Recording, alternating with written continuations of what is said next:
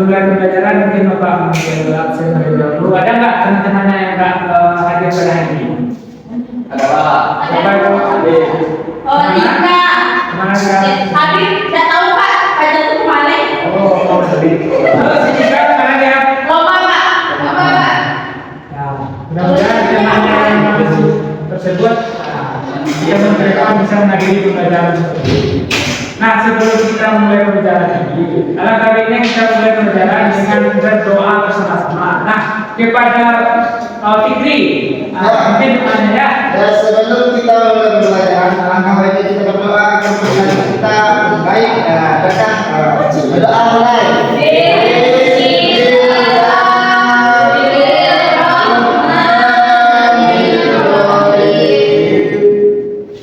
Nah, dengan berdoa tadi, semoga kedepannya pembelajaran kita berkah Allah dan Anda bisa memahami materi yang Bapak ajarkan.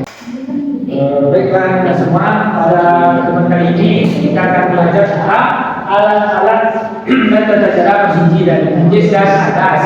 Nah, sebelum Bapak melanjutkan penjelasan, ada tak Anda semua yang tahu apa itu bersuci?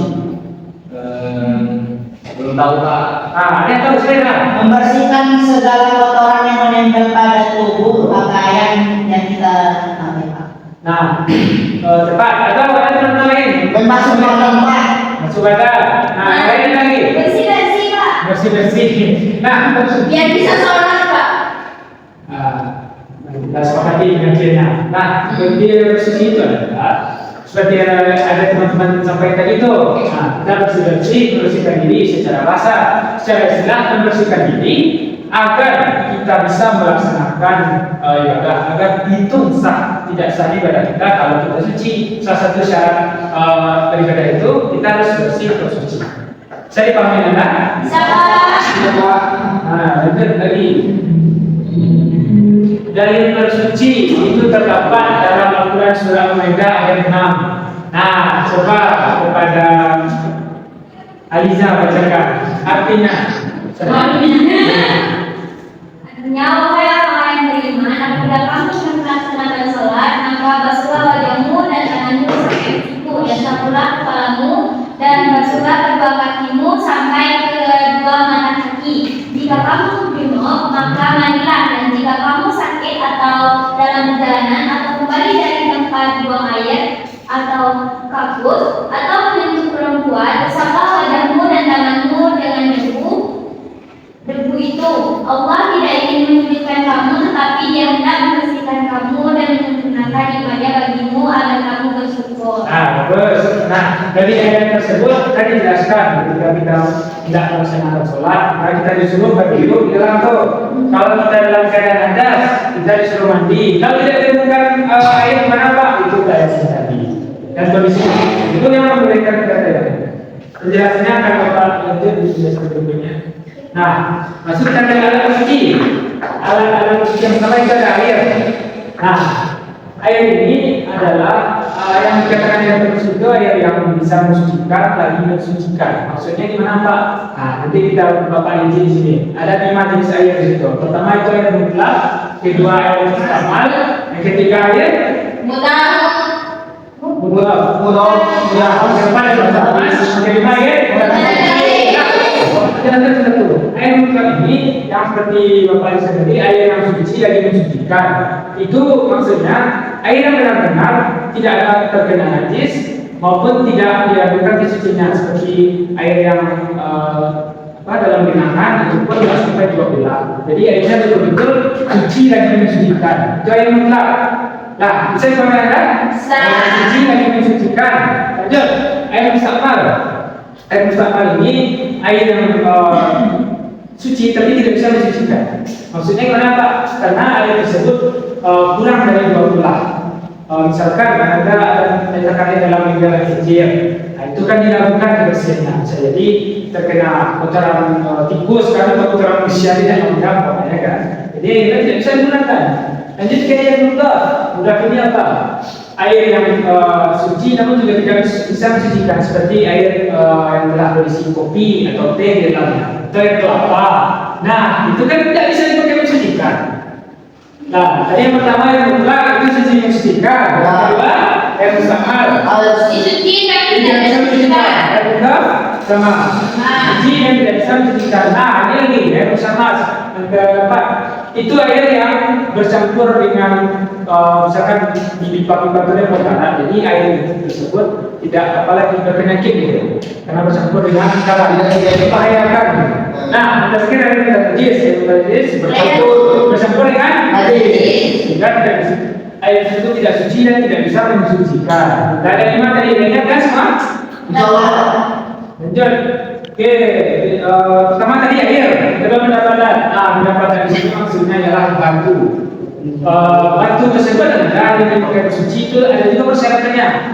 Satu batu boleh memiliki 3 sisi, asalkan memiliki 3 sisi. 1, 2, 3. Kalau air batu tersebut tidak memiliki 3 sisi, maka diharuskan adalah memakai 3 batu. Gunanya apa Pak? Karena dengan 1 batu tersebut, ketika kita bersuci itu tidak bisa membersihkan, sebersih-bersihnya. Nah, istilah pendapatan atau batu tadi, itu juga kalau zaman sekarang bisa dibereskan dengan daungan atau tisu lah kalau zaman sekarang dengan tidak batu. Lanjut ketiga debu. Nah, debu ini adalah bukan pasir-pasir yang berseliweran di lantai itu ya, tapi debu yang benar-benar bisa disucikan. Misalkan di di tempat-tempat yang sekiranya suci kayak di dinding misalkan. Dan debu ini berfungsi untuk bertayamum. Nah, nanti Bapak jelaskan cara bertayamumnya ya. Untuk sementara tadi ada 3. Ulang lagi, apa saja lalu si air.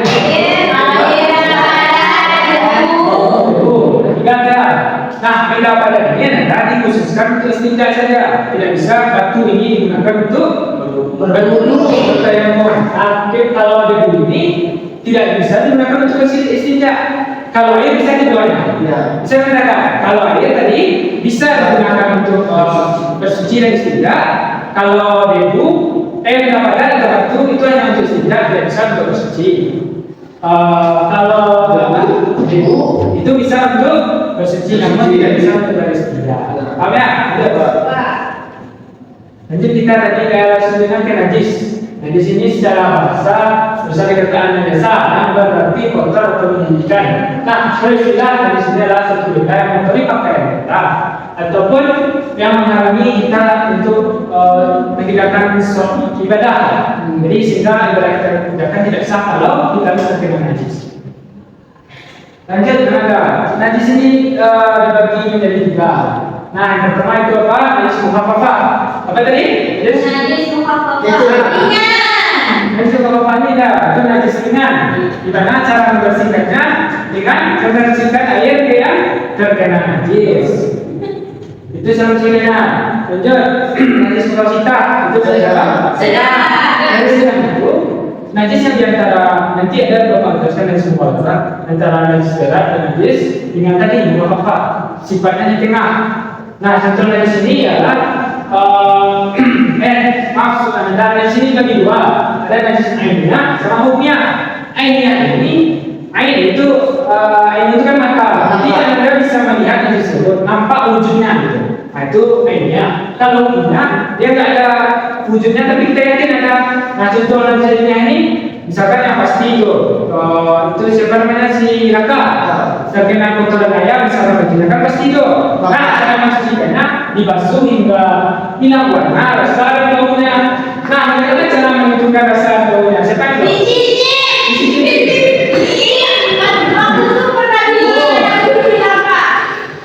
Nah, kamu dicicipi. Biar pasti kan bahwasanya itu memang kotoran. Mau Raka?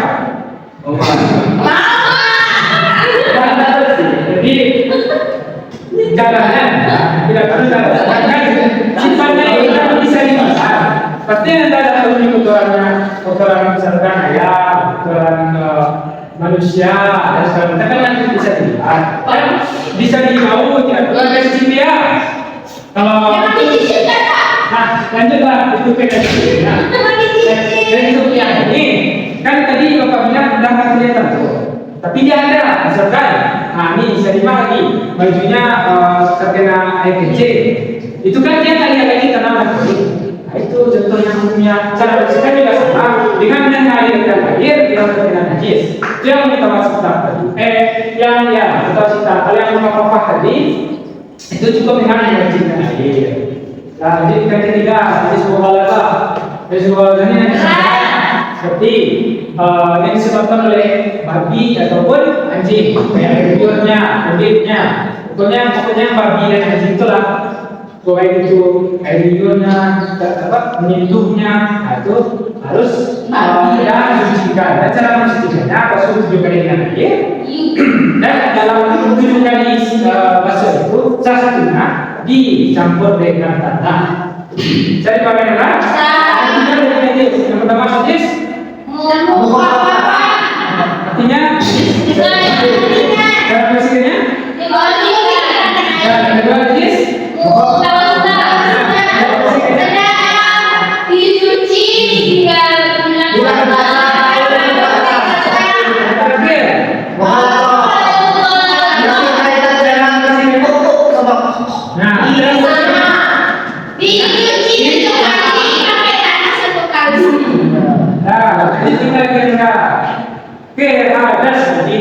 Ada sini satu secara kasar berarti perkara yang baru. Tapi menurut istilah adalah kira seseorang yang tidak suci yang mengakibatkan mereka dari ibadah tersebut dialami kisah ibadah mereka.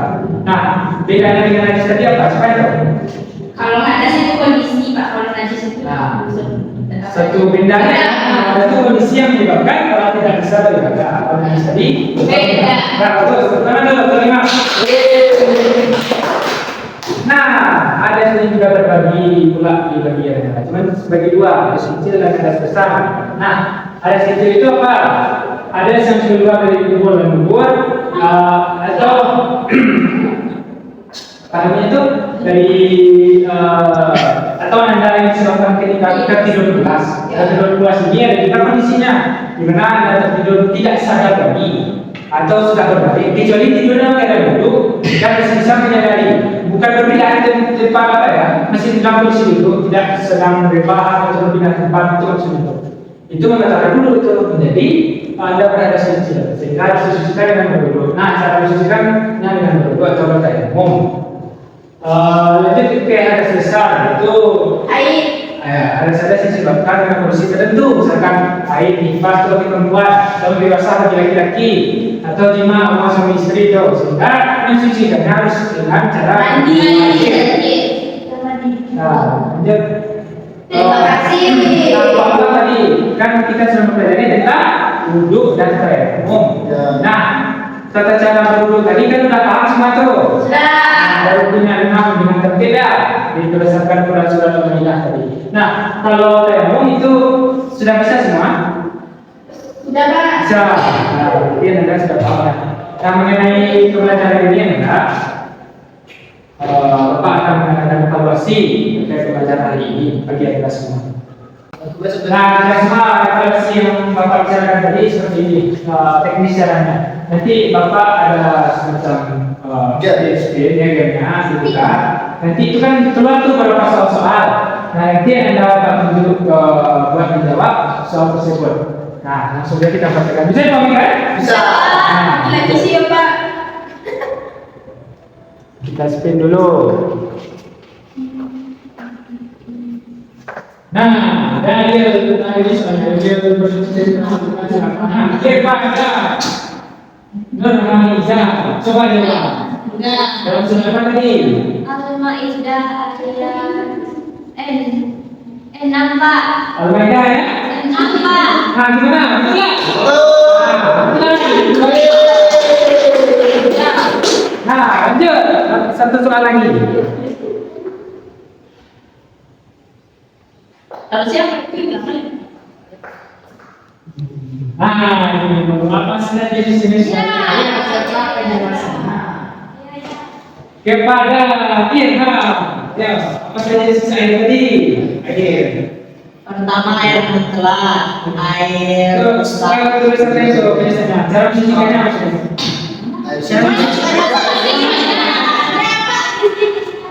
Jenis air tersebut penjelasannya gitu. Air pertama air mutlak, dia air yang suci lagi mensucikan. Yang kedua air mustahmal, dia mensucikan tapi tidak dapat digunakan untuk bersuci. Ya. Yang ketiga, air mudhaf sama dengan air mustakmal, tidak bisa digunakan untuk bersuci. Tidak bisa. Yang keempat, air musammas, air yang di dalam sebuah wadah yang terkena sinar matahari. Air itu tidak dapat digunakan untuk bersuci karena air itu berpenyakit. Yang kelima, air mutanajis, air yang bercampur dengan najislah. Nah, bagus, sebenarnya Kak. Nah, yang terakhir evaluasi tadi adalah kalian adalah sudah pada paham semua materi ini dan mengharapkan semoga materi kita ini secara kita aplikasikan dengan kehidupan sehari-hari kita sehingga kita tahu apa jenis air tadi, najis dan ada tadi masalah kesucian juga.